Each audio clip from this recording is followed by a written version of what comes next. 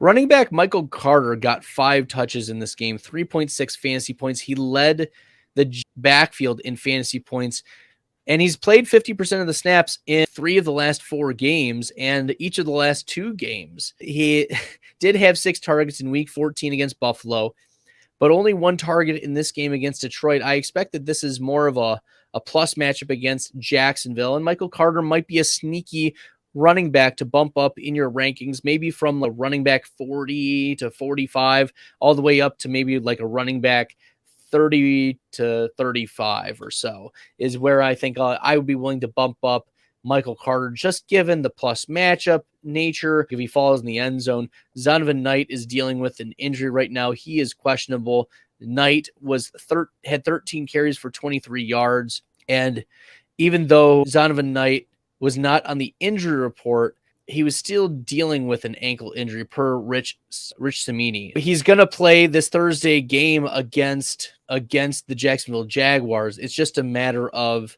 is Zonovan Knight going to be as efficient as he had been in the previous games? And if the answer is no, then Michael Carter is an interesting contingency running back. I'm not looking to start Michael Carter or go out of my way to play Michael Carter, but Michael Carter is a player that could he just go off against Jacksonville? Like, I think that's a possibility.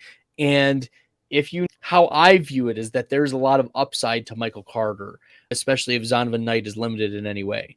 So if you want to be a little contrarian, I think Michael Carter is that contrarian play for you in week 16. Hey everyone, if you like the content, make sure you hit that red subscribe button. It really helps the channel grow. Thanks. We've seen Carter have some interesting games this year. He finished as the running back 16 back in week 5 against Miami. He fell in the end zone twice. Then he was the running back 17, 7 for 40 through the air, and had 60 rushing yards in week 1 against Baltimore. He was also the running back 9 against Buffalo, 12 for 76 on the ground. He had a touchdown and also 10 receiving yards on 1 reception. So he has had some games this season where he's been all right. Now it's a matter of how involved is Zonovan Knight going to be right out of an ankle injury?